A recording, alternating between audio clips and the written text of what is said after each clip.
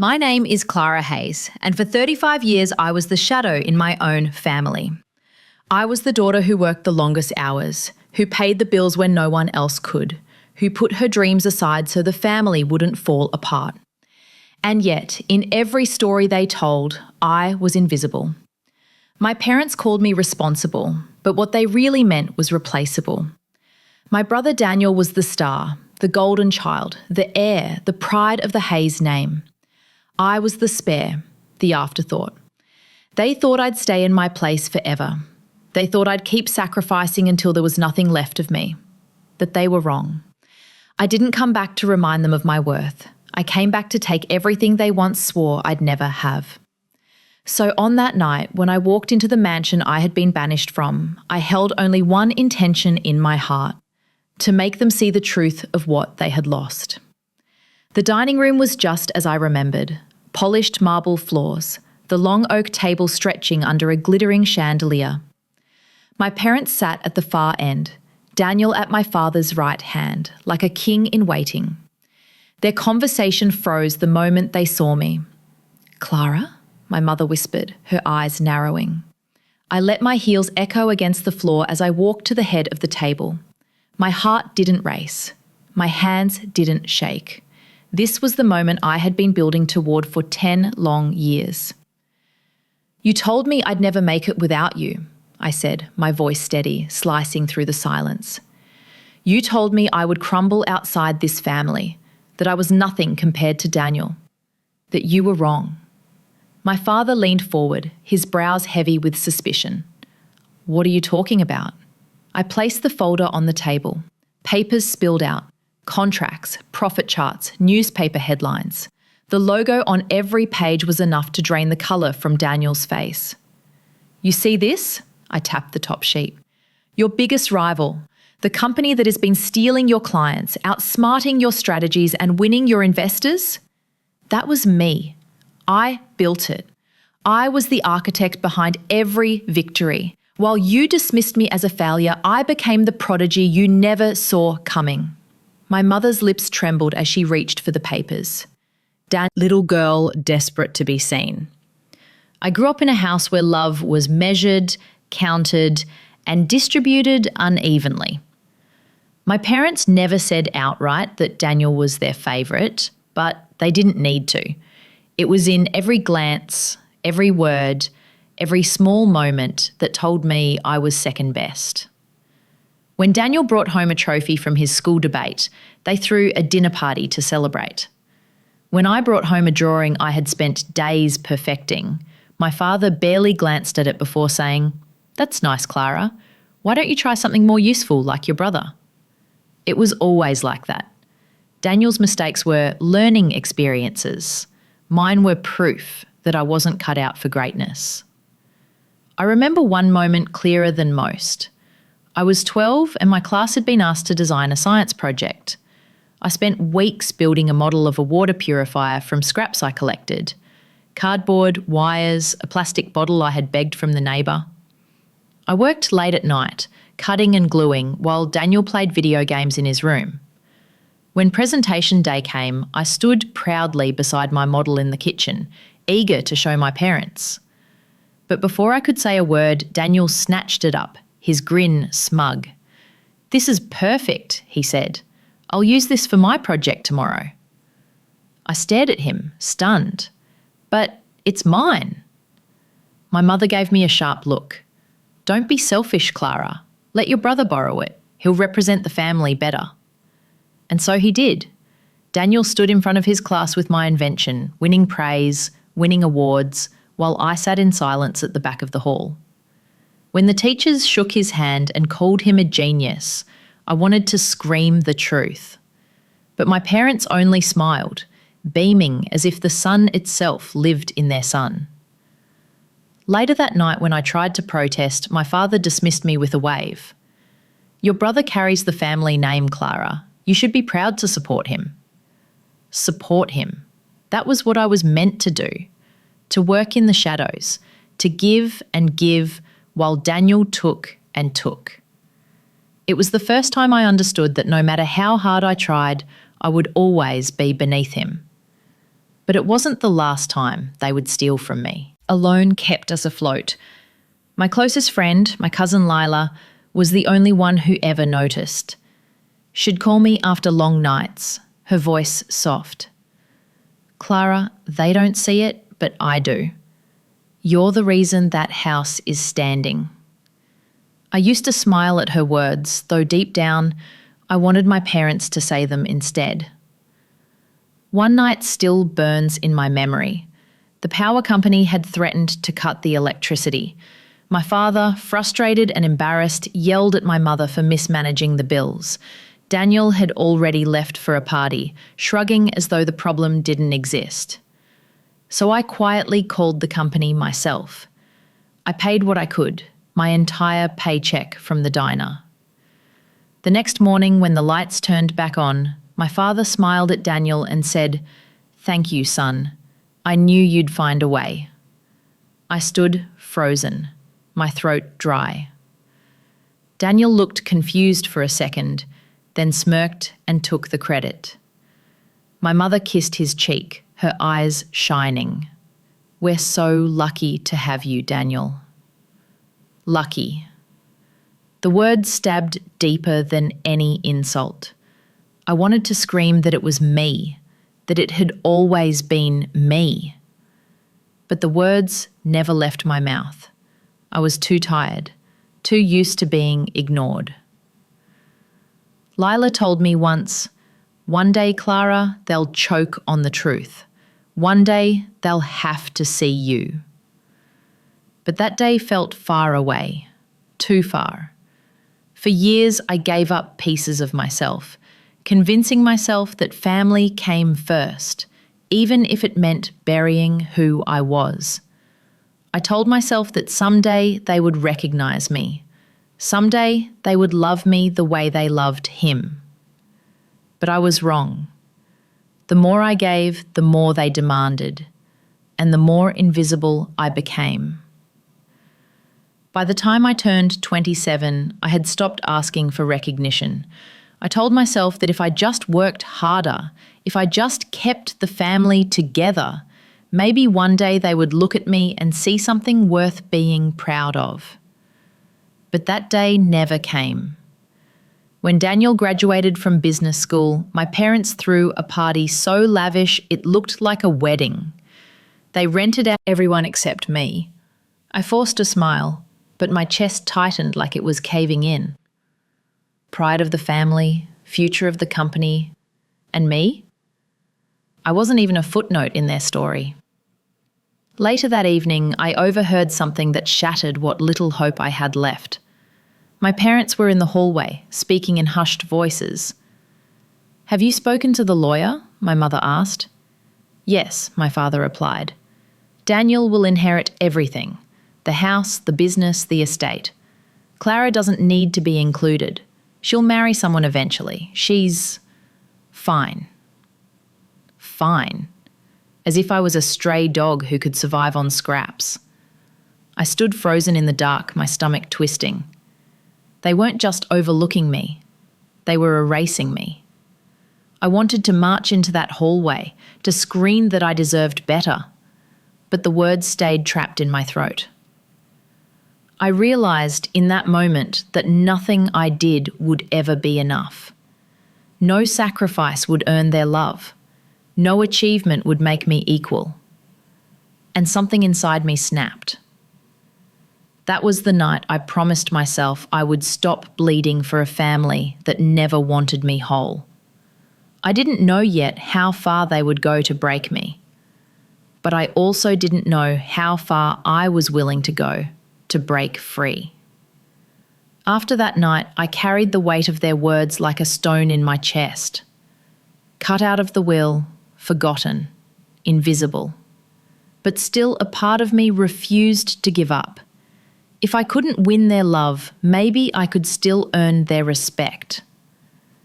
So when my father announced he was letting Daniel and me each pitch an idea for a new branch of the family business, I thought, finally, this was my chance to prove I belonged. I worked day and night on my proposal. While Daniel spent his evenings at parties, I researched market gaps, built spreadsheets, and drafted a plan that could take the company global.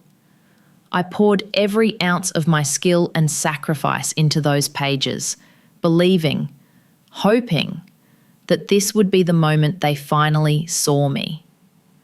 The morning of the presentation, I arrived at the office early. My hands shook as I set up the projector and laid out my notes. Lila had stayed up with me the night before, encouraging me. "This is it, Clara," she whispered. "Show them who you are." But Daniel got to the boardroom first. When I walked in, my stomach dropped.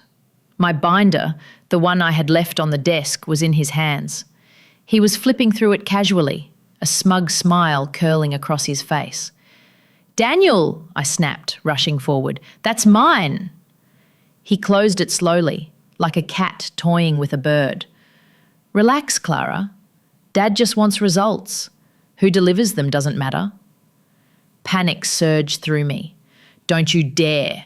The door opened. My parents walked in, followed by the board members. Daniel stepped forward smoothly, holding up my binder as though it belonged to him. I froze. My throat closed. I could feel Lila's warning voice in my head. "He'll take everything from you if you let him." And he did. Daniel delivered my pitch word for word, hitting every point I had spent weeks perfecting. He spoke with confidence, charisma, that easy charm my parents loved. The board members nodded along, impressed. My parents' eyes shone with pride. When it was my turn, I tried to speak, but the words came out shaky, broken. I scrambled to explain that Daniel had stolen my work, but my father silenced me with a glare. "Clara," he said coldly, "stop embarrassing yourself. Daniel's proposal is strong. Yours is unprepared." My heart pounded so hard it hurt. But it was my idea. I built that plan. My mother sighed, shaking her head. "You're jealous, Clara. Always jealous. Why can't you be happy for your brother?" The board members shifted uncomfortably. Daniel smirked, and in that moment I knew the truth. They would never believe me. The meeting ended with applause for Daniel. My father clapped him on the back, declaring him the future of Hayes Enterprises. And me? I was escorted out of the room, my protests drowned in silence. By evening, my father called me into his office. "Clara," he said flatly, "this company has no place for you. You're finished here. Pack your things." And just like that, I was out, betrayed, cast aside. I walked out of the building with nothing but the bitter taste of betrayal in my mouth. But deep inside, a spark flickered. They thought they had destroyed me. They had no idea what they had just created. The day I was forced out of the company felt like a funeral. Not just the end of my career, but the burial of everything I had sacrificed for my family. I packed my few belongings into a box, photos, notes, a mug Lila had given me, and walked out of Hayes Enterprises with no job, no savings, and no future. The building towered behind me like a monument to betrayal. For weeks, I drifted. My apartment grew colder as the bills piled up. I sold my jewellery, pawned my laptop, skipped meals just to make rent. My parents filled the business pages. Daniel was hailed as a rising star. Every headline felt like salt in a wound, knowing my work had built the foundation he now stood on. I reached my lowest point one rainy evening when the diner where I worked cut my hours. I walked home in the storm, soaked to the bone, clutching my last paycheck like it was life itself. I stopped at a storefront to catch my breath, and that's when I saw it. A glowing billboard across the street. Silvercrest Global, Hayes Enterprises' fiercest rival, announcing their expansion into new markets. The name jolted me like lightning. I knew their reputation. Ruthless, ambitious, unstoppable. Everything Hayes feared. I stood there, drenched and shivering, as a thought bloomed inside me. What if the family who cast me out wasn't the only empire I could serve? What if I could build something greater? Not for them, but for me. The idea terrified me. It thrilled me. It was dangerous, impossible, reckless, and yet for the first time in months, I felt alive. Lila's words echoed in my head. Don't let them break you. So I made a choice. I would stop crawling. I would stop bleeding for people who never wanted me whole. I would rise. They thought I had nothing left, but they had no idea. I had just found the path that would change everything. Walking into the offices of Silvercrest Global felt like stepping into another world. The lobby gleamed with glass and steel, humming with quiet efficiency. Everyone moved with purpose, no wasted motion, no indulgent pride. I came with nothing but a thin resume and desperation in my eyes. I sat across from the hiring manager, a sharp woman named Evelyn, who scanned my file with a raised brow. "You left Hayes Enterprises?" she asked. I forced a steady voice. I didn't leave, I was forced out. Her lips twitched. And why would we take a chance on Hayes's discarded daughter? The words cut, but I didn't flinch. Because I know their weaknesses, I said softly. Because I built their strategies. And they didn't even realise it. Because everything they brag and double long-term retention. The room fell silent. Eyes turned to me. For a second, I thought I'd ruined everything. Then the CEO himself leaned forward. "Show me." I walked to the board, hands shaking, and outlined my plan. By the time I finished, the executives were nodding. The CEO gave a slow, approving clap. "Welcome to Silvercrest, Ms. Hayes," he said. From that day, I was no longer just an analyst. I was the strategist they turned to when the stakes were high. My nights of hunger and doubt turned into nights of drafting million-dollar deals. The more they trusted me, the more I delivered, and every success carried a bitter sweetness, because each win for Silvercrest was a wound for Hayes Enterprises. I watched from the sidelines as headlines shifted. Silvercrest overtakes Hayes in key markets. Silvercrest wins Hayes clients. The empire my family cherished so much was slowly being chipped away. By me. But even as I rose, even as I began to taste the life I had been denied, a part of me ached. Late at night, when the office was quiet, I would catch myself wondering, if my parents could see me now, would they finally be proud? I shook the thought away. Pride was no longer my goal. Power was. And Silvercrest was only the beginning. Years slipped by faster than I expected. What began as a desperate bid for survival turned into a climb so steep it took my breath away. At 35, I was no longer the shadow of my brother. I was the strategist shaping the future of one of the most powerful companies in the country. Silvercrest became my proving ground. Each project I touched grew sharper, more profitable.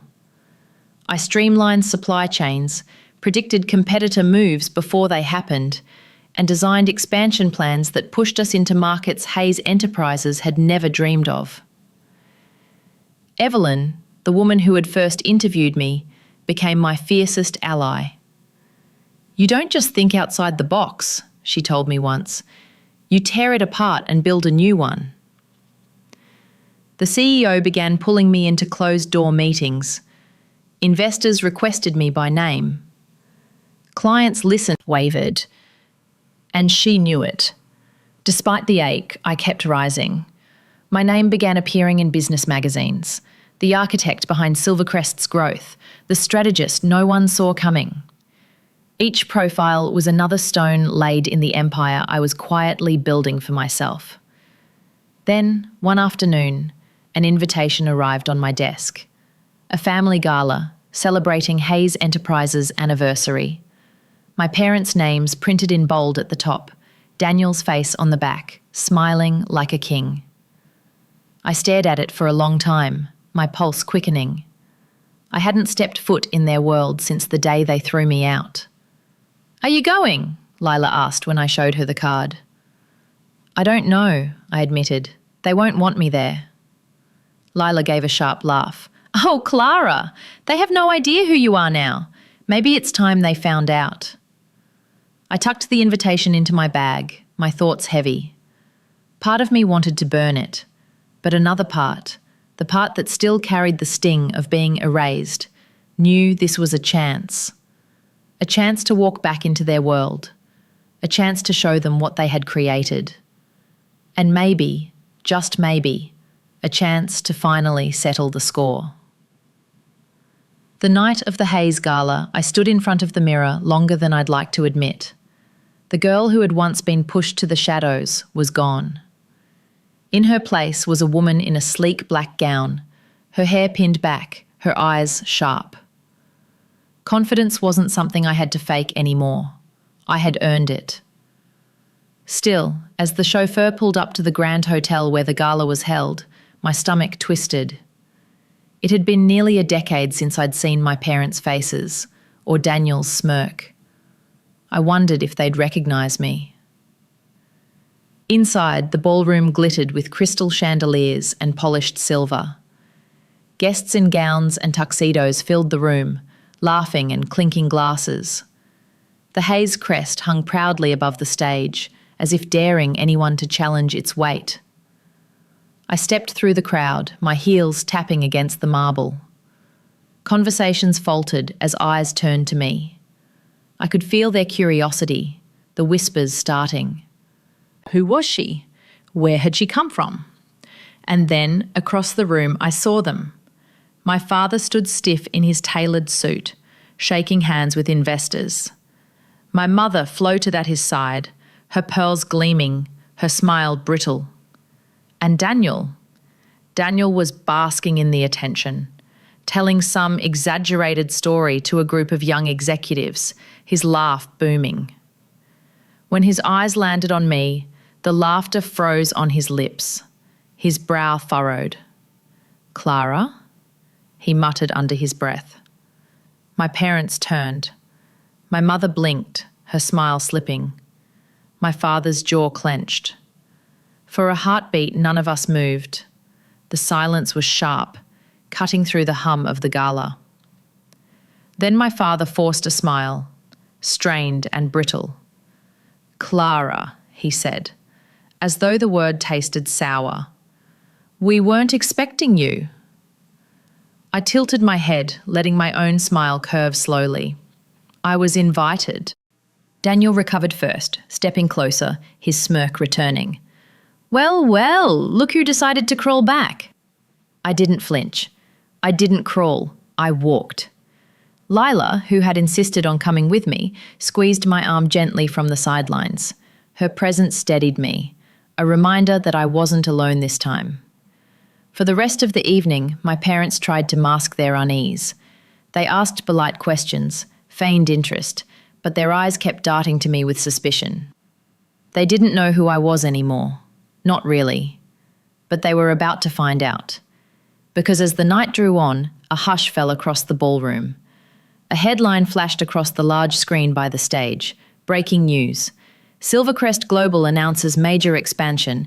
Hayes Enterprises loses historic contract. Gasps rippled through the crowd. Faces turned to me. Whispers spread like wildfire. And then the kicker. My face appeared on the screen beside the article. Clara Hayes, the architect of Silvercrest's rise. The room froze.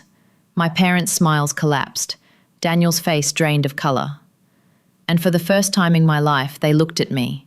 Not as their burden, not as their shadow, but as their greatest threat.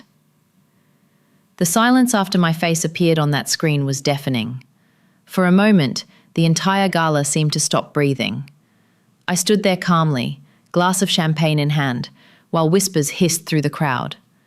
My parents tried to compose themselves, but the panic in their eyes was impossible to hide. "She's with Silvercrest," someone gasped nearby. "No," another whispered. "She is Silvercrest." My father's lips tightened as he motioned for me to step aside with him and Daniel. My mother followed, clutching her pearls so tightly I thought they might snap. In a small side room off the ballroom, the masks dropped. "What have you done?" my father demanded, his voice low but trembling. "You humiliated this family tonight." I raised an eyebrow. "Did I? Or did you humiliate yourselves when you threw me away?" My mother shook her head in disbelief. "Silvercrest is our enemy, Clara. Do you understand what you've aligned yourself with?" "I didn't align myself with them," I said evenly. "I built them. Every contract you lost, every investor you couldn't hold on to, that was me." Daniel slammed his fist on the table. "You think this makes you powerful? You're nothing but a parasite. Without our name, you'd still be nobody." I met his glare with a calm he couldn't touch. "Then explain why your investors are calling me instead of you." His face darkened, his jaw flexing. For the first time, I saw something I never thought I'd see in Daniel. Fear. But he masked it quickly, turning to our parents. "We can't let her destroy everything. We need to strike back, discredit her, make sure no one believes she's behind Silvercrest's success." My father nodded slowly, his panic sharpening into anger. "Yes, we'll remind people who you really are, Clara, a bitter, jealous child. We'll bury you before you bury us." I almost laughed. "You can try." But inside, a chill ran through me. They weren't just panicking, they were plotting. And I knew from experience just how ruthless they could be when their pride was on the line. Back in the ballroom, the mood had shifted. Investors whispered, weighing loyalties. Some approached me quietly, offering congratulatory handshakes. Others drifted from Daniel's circle, their confidence in him clearly shaken. Leela leaned close as we left. "You realise what you've just done?" she whispered. "Yes," I said, my gaze fixed ahead. "I lit a fire under them. Now they'll burn themselves trying to put it out." But as we stepped into the night, I couldn't shake the unease crawling through me. Because if there was one thing I knew about my family, it was this: they would never go down quietly. And Daniel's glare had promised one thing: he wasn't finished with me yet. The morning after the gala, my phone buzzed non-stop. Journalists wanted interviews, investors wanted meetings, and Silvercrest executives sent congratulations. My name was suddenly everywhere, but so were the whispers. By noon, headlines began to shift. Clara Hayes, prodigy or pretender? Estranged daughter's loyalty questioned. The timing was too perfect to be coincidence. My family had moved quickly, planting doubt before my success could cement itself. I wasn't surprised. The Hayes legacy was built on appearances. They would claw and lie before letting me strip away their shine. Evelyn stormed into my office, tossing a magazine onto my desk. "They're painting you as unstable," she snapped. "Anonymous sources claiming you were difficult, jealous, even mentally unfit." I flipped through the pages, my jaw tightening. I recognised the language. It was my mother's brand of poison. Sharp enough to wound, but soft enough to sound believable. "They think they can bury me under rumours," I muttered. Evelyn folded her arms. "Can they?" I met her eyes. "Not anymore." That afternoon, Daniel made his move. He appeared on a business talk show, wearing his practised grin. "I wish my sister well," he said, his voice dripping with false sympathy. "But let's be clear. Silvercrest is using her. She was never the strategist. She's just a face they're hiding behind." The host nodded along, giving him the stage. Watching it made my blood boil. Daniel wasn't just stealing credit anymore. He was trying to erase me entirely. But he'd made one mistake. He underestimated how much evidence I had kept. For years I had saved documents, emails, drafts, blueprints of strategies I had written that Daniel passed off as his own. I had proof of every betrayal, proof my family had buried me under lies while standing on my work. That night, I released one. Just one. A leaked email chain between Daniel and me from years ago where he begged for my help finishing a business school project. Attached was the completed report, written entirely in my hand. His professor's glowing praise for Daniel's brilliance sat at the bottom. The reaction was instant. Social media erupted. Investors demanded answers. For the first time, Daniel's charm wasn't enough to shield him. But the war had only just begun. The next morning, my parents called. My father's voice was like ice. "You think this is a game? You'll regret crossing us." I let silence stretch before answering. "No, Father. The only regret here is yours, for teaching me exactly how ruthless I'd need to be." When I hung up, my hands trembled. I wasn't naive. I knew they wouldn't stop at rumours. They'd try blackmail, sabotage, whatever it took. But I also knew one thing.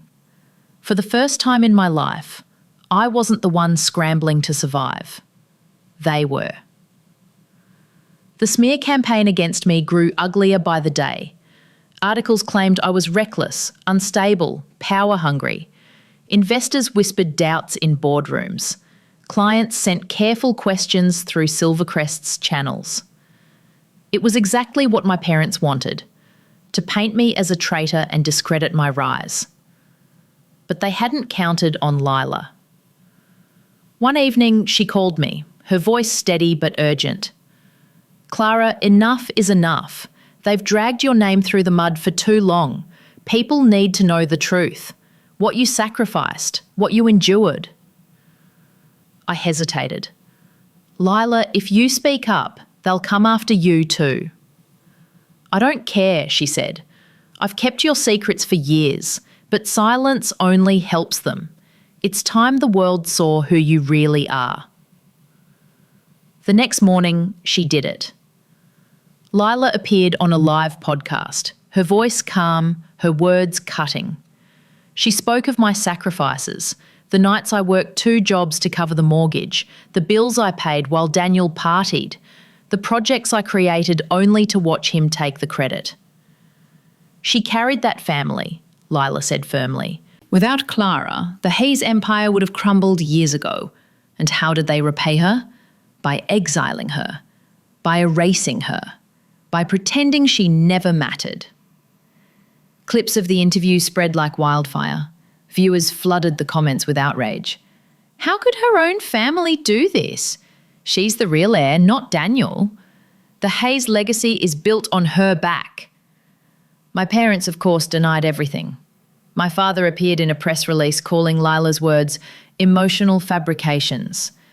My mother dismissed her as misguided. Daniel sneered on social media, accusing her of chasing attention. But denial wasn't enough this time, because people were listening. And then, as if the universe itself was tired of their lies, more voices emerged.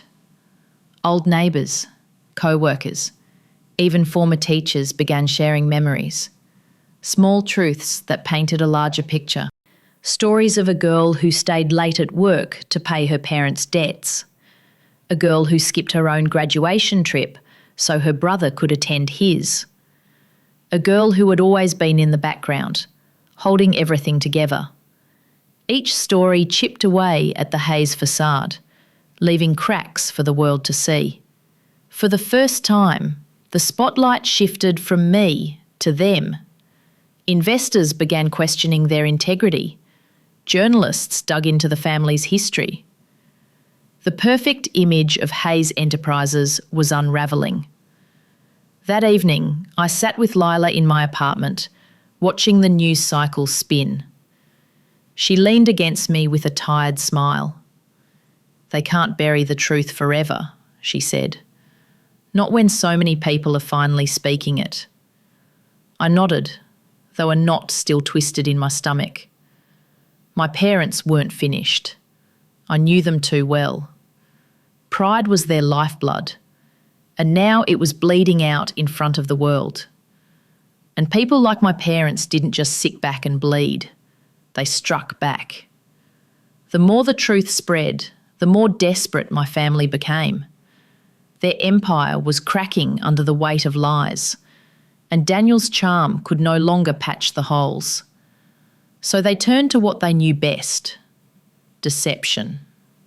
It began with whispers in investor circles, a rumour that I had falsified numbers in Silvercrest's reports. At first I dismissed it as noise, but then came the forged documents, planted where journalists would find them. They looked convincing, charts and memos with my name attached, showing inflated profits and hidden losses. When the first article broke, my stomach clenched. Clara Hayes accused of fraud. Evelyn stormed into my office, her face pale. "They're trying to destroy you, Clara. If investors believe this, Silvercrest could collapse overnight." I scanned the documents. They were meticulous. My parents had spared no effort in crafting their trap. And Daniel had gone further. He leaked recordings, edited to twist my words into admissions of guilt. The world began to shift. Clients hesitated. The press circled like vultures. My critics leaned forward, ready for my downfall. "These documents," I said clearly, "were presented as proof of fraud, proof that I cannot be trusted." I let the silence stretch before clicking to the next slide. Side-by-side comparisons filled the screen. Real reports against the fakes. Mismatched signatures. Altered figures highlighted in red. "But here's the truth," I continued, my voice steady. "These are forgeries, crafted with intent, and they came from inside Hayes Enterprises." The room erupted in murmurs. Reporters scrambled for notes. Investors leaned toward one another, whispering. I pressed on. "The family that erased me, the family that stole from me, the family that exiled me. They're so afraid of losing control that they resorted to criminal sabotage." I stepped back, letting the weight of the evidence hang. And for the first time, I saw fear flicker in their eyes, not mine. But I also knew something else. Cornered animals are the most dangerous. And my family had just been cornered. The fallout from the investor meeting was immediate. Within hours, headlines spread across every major outlet. Hayes Enterprises accused of sabotage. Forgery scandal rocks Hayes' legacy. Golden Child's reputation in tatters. What my parents had tried to hide for decades was now unravelling in public view. Investors pulled out of deals. Clients withdrew contracts. For the first time, Hayes Enterprises looked vulnerable. And Daniel, my brother, my rival, looked terrified. I watched his press conference on television 2 days later. He stood at the podium, his usual smirk replaced with a strained smile. "These accusations are baseless," he insisted. "Hayes Enterprises remains strong." But the tremor in his voice betrayed him. Questions from reporters grew sharper. "What about the forged documents, Mr. Hayes? Were you aware of the sabotage?" Daniel stammered, dodging, sweating under the lights. The golden child was cracking. At home, my parents scrambled behind closed doors, issuing statements, calling in favours, begging allies to stand with them. But the tide had turned. For years they had built their empire on polished lies, and now the world was demanding truth. I should have felt triumphant, and in some ways I did. Watching the family that erased me stumble under their own corruption was satisfying. But there was something else too, a quiet ache in my chest. This wasn't just revenge. It was the collapse of everything I had once sacrificed myself to protect. Late one evening, my phone rang. My father's voice, tired and brittle, came through the line. "Clara, we need to talk."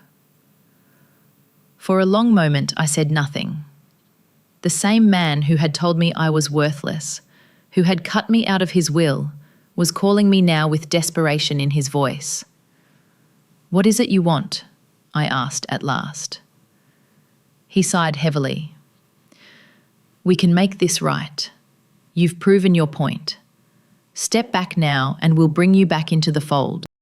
You'll have your place in the family again." For a heartbeat, I almost laughed. A place in the family, like a bone tossed to a starving dog. "No," I said firmly. "I don't want a place in your house. I've built my own." His voice cracked with anger. "Without us, you're nothing." I smiled bitterly, though he couldn't see it. "Without me, you're finished." When I hung up, my hands trembled, not from fear, but from finality.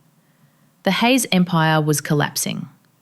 And for once, I wasn't the one trying to hold it up. But I knew my family too well. They wouldn't go quietly. They would beg, bargain, even grovel before they let go completely. And when that moment came, I would be ready to give them a choice: surrender or lose everything. The downfall of Hayes Enterprises unfolded like a slow-motion collapse.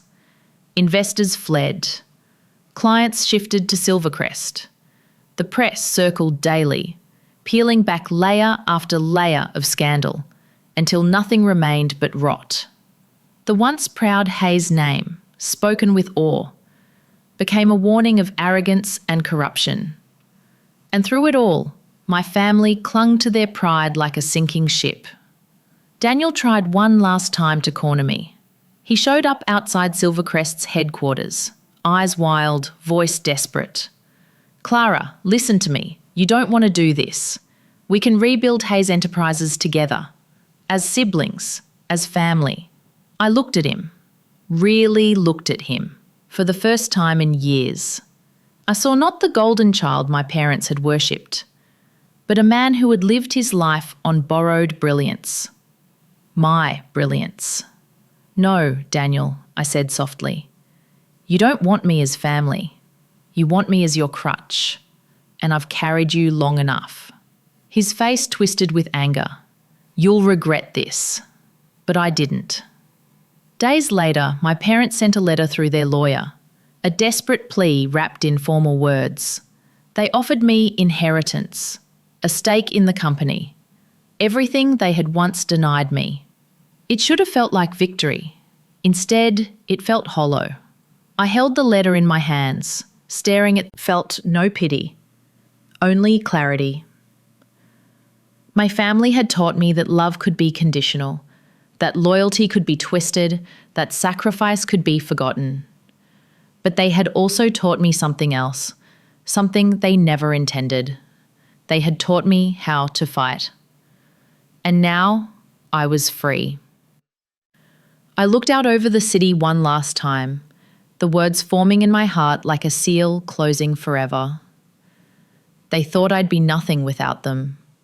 Now, they are nothing without me.